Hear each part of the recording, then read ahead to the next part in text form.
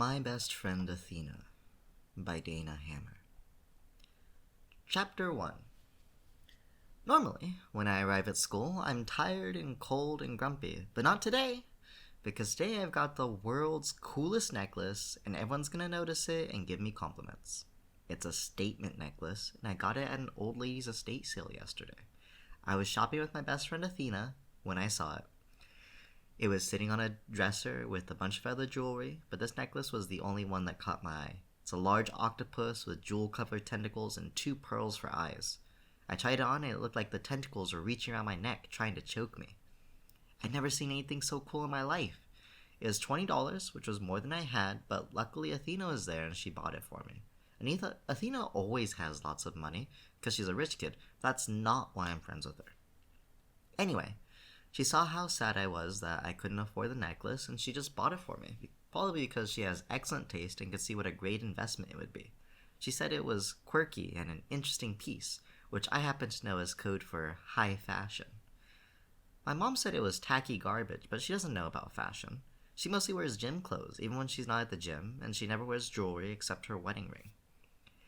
Anyway, I stride into the hall at school in a great mood. I'm shivering because I refuse to wear a coat to cover up my necklace, but it's totally worth it. I wave at people I'd never normally wave at and smile a lot, kind of pushing my neck and chest out to make the necklace more noticeable. I worry that the lights aren't shining on it properly. I really want people to see the shiny pearls it has for eyes. Everyone is milling around the hall like they always do before school starts. I stand in front of my locker, waiting for my friends to see me and say, "Oh my god, that's the coolest necklace, where did you get it?" And then I'll say, "Why, it's vintage, of course." And then I'll be the girl with the vintage statement necklace, not just Athena's friend who's really good at math. Actually, I'll be Athena's friend who has exquisite taste in necklaces and is also good at math. Yeah, that's who I'll be. The new kid, Daniel, is staring at me. I don't know Daniel very well. He has brown hair and he wears sweatpants almost every day. That's all I know. I'm always nice to new kids. It's my policy. It's actually a really good policy because this one time there was a new kid at school and we all thought she was kind of weird, but because she had ratty hair and made weird jokes and was always showing us pictures of a bird, which was not like a pet bird, but a crow. No one wanted to be friends with her, but then, after she moved, we found out she was actually the daughter of a famous actress who was here filming a role. We could have been hanging out at the famous actress's house that whole time.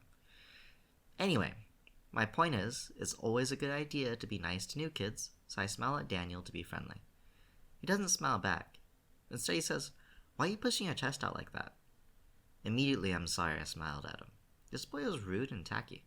"I'm not," I snap, crossing my arms over my chest, hunching over a little. "Are you trying to make your boobs look bigger?" He has a smirk on his face and I want to die. Is that what everyone's been thinking all morning? I'm just trying to draw attention to my boobs? Is everyone talking about it? Has anyone even noticed my necklace? I remember last month when a tissue fell out of Fiona Lieberman's pocket and Toya picked it up and said that Fiona had been stuffing her bra with it. And everyone totally believed Toya, even though I saw the tissue fall out of her pocket, not her bra, and I told everyone that. But people would rather make fun of Fiona than believe the truth, because the truth, that a tissue fell out of a pocket, is not a very good story at all. Now people make fun of me just like they made fun of Fiona, and together we'll be the girls who try to make their boobs look bigger. My face gets hot and I try to think of something clever to say. But then Daniel is standing right in front of me. His eyes are small and beady and he reaches out for my necklace. "Wow, cool necklace." And just like that, I'm cheered up. "Thank you." He pulls an octopus toward him, examining the pearl eyes, and I feel a rush of relief. See, this is the reason it's good to wear interesting stuff. Now instead of an awkward conversation about my chest, we're having a nice, polite interaction. He was being a jerk, and now he's being a perfect gentleman. That's the power of jewelry. A weird smirk crosses his face. He looks at me in the eyes, and then, all of a sudden, he gives the necklace a hard yank. "Ouch!" I squeal. The chain breaks and the octopus falls to the ground. As soon as it hits, one of the pearls falls out and skitters under my locker, probably never to be seen again. Not until someday in a century or so, when they tear down the school and some demolition worker finds it and takes it home, laughing about the stupid kid who was stupid enough to lose such a beautiful pearl. Daniel laughs. He laughs and laughs, and now some people are standing around watching while I try to think what to do. Should I hit him? Should I tell on him? Should I say something witty and mean to make him feel bad? I do none of those things. Instead, I just bend over and pick up the pieces of my necklace. My eyes fill with tears, but I blink them away. It would not be good if people saw me crying at school, especially since I used to have a reputation for being kind of a crybaby. I'm not a crybaby anymore. I'm a sophisticated young lady who is cool and fun. I will not let myself be bullied. I repeat this in my head a couple times, then stand, my hands full of broken necklace, ready to face Daniel and give him a piece of my mind. I'm going to stand up for myself. I'm going to make him apologize. I'm going to demand that he replace my necklace with something of equal or greater value. But Daniel is gone already, and no one is looking at me anymore. Show's over, I guess. I can't believe that just happened. I'm Fanny. No one bullies me. I'm friends with everyone, including Athena, the most popular girl in school. I'm nice. Just then, Athena comes up to me, looking polished and posh as always. She's got on a dove gray coat that looks expensive. It matches her eyes exactly. Fanny, what happened to your necklace? I'm still holding the pieces and I can feel my face crumple. You know that new kid, Daniel? He broke it. He broke it? How? He just reached out and broke it, on purpose. Athena frowns with that look she gets sometimes that makes her seem a lot older than 11. Never mind him, we can fix it. Let's go to the library. I think Mr. Dale has a jewelry repair kit in his desk. Really? That's weird, I say, because it is. Athena shrugs. The man likes jewelry. Come on, let's go. We go to the library, and I'm glad to be there. I love libraries with their old book smells and comfy beanbag chairs. Our school library is especially cool because it was built in the 1920s, and everything is very Art Deco and fancy. It doesn't match the rest of the school at all. The librarian, Mr. Dale, really likes us. Well, he likes Athena. Everyone likes Athena. So he doesn't mind helping us out at all when Athena asks him to fix my necklace. He's a very capable, talented man. In addition to being a librarian, which is arguably the best job a person can have, he can fix jewelry, ride a unicycle, and even plays on a softball league. He's a real jack of all trades. We're lucky to have him in this school. While Mr. Dale fixes my necklace for me, Athena and I roam around the bookshelves looking for stuff to read. There are a few other kids in the library too. We say hi to them as we pass them. They all smile at Athena because she's super nice and everyone wants to be her friend. They don't feel that way about me. I'm just Fanny, her much less cool best friend. I don't have her gorgeous gray eyes or her awesome artistic talents. I'm pale with light hair and eyes, all washed out and colorless, with none of Athena's edgy coolness.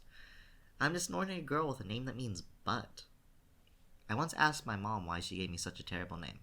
Why would you name me Fanny? You named me after a butt. She got really mad when I said that. You're named after my mother, and you know it. Fanny is a beautiful name, a family name.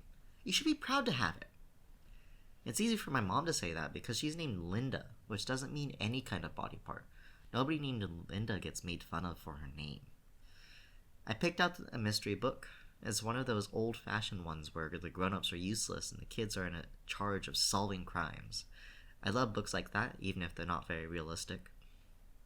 Athena has chosen a book about how to make your own macrame art. Athena is a wonderful artist.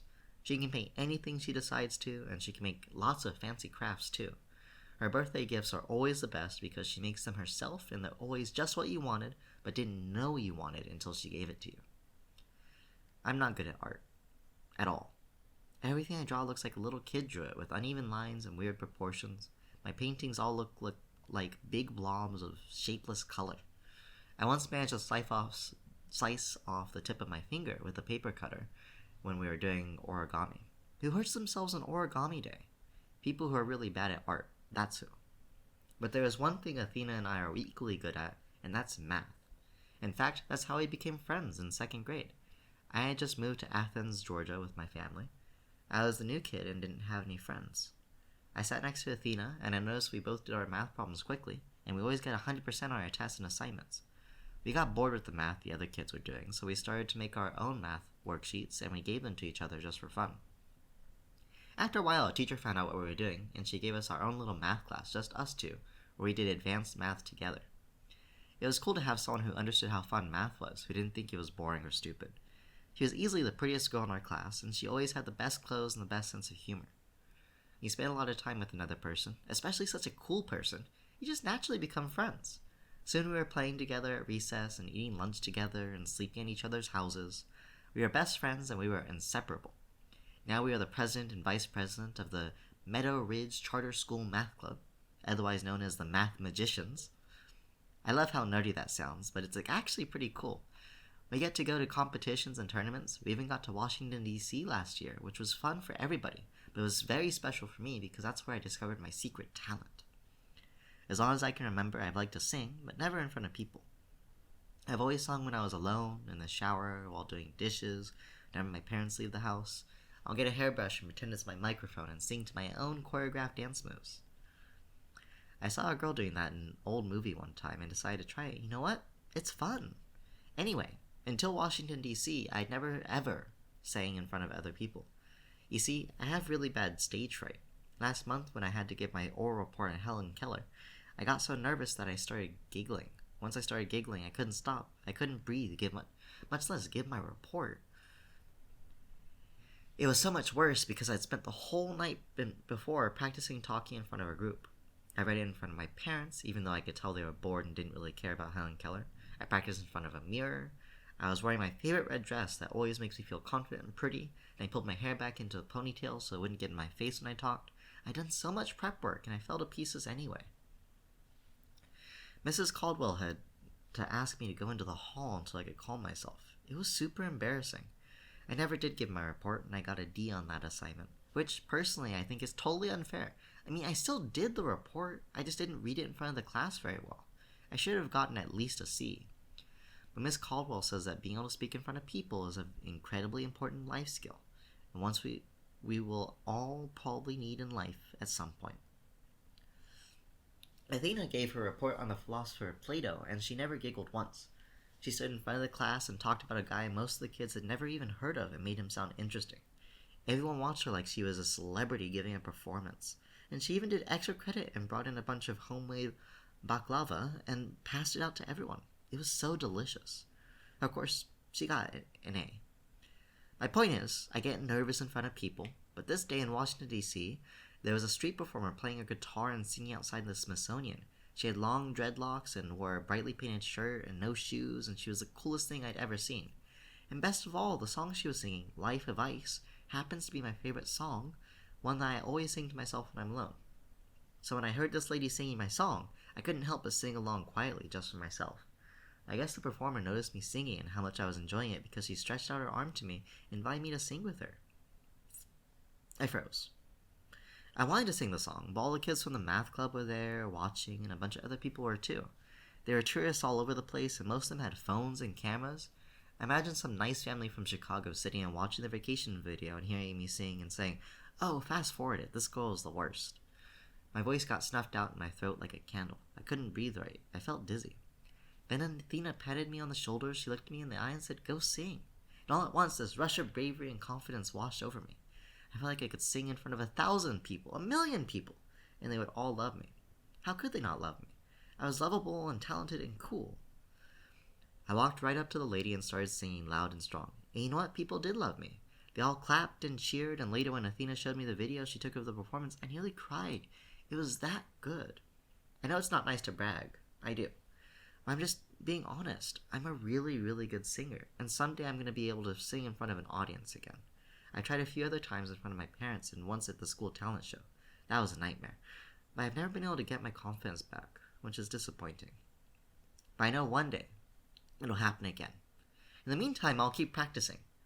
Oh, there's one other reason I really like to sing, a reason that I kind of feel bad about. Athena can't sing very well, at all. That is chapter 1 of My Best Friend Athena, the first book of the Fanny Fitzpatrick series.